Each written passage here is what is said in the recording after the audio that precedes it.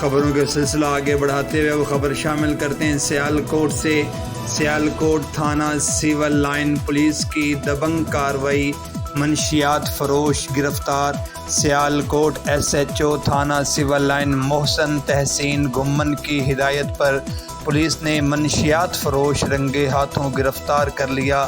مزید رپورٹ کریں گے ہمارے نمائندہ علی عمران۔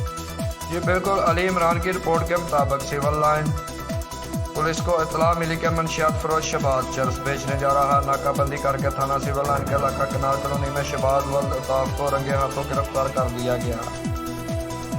2180 گرام چرس سمیت گرفتار کر کے مقدمہ درج کر لیا۔ ملزم کو جوڈیشل حوالات بھجوا دیا گیا۔ کیمرہ مین ٹیم کے ساتھ علی عمران، سٹی 5 نیوز، سیالکوٹ۔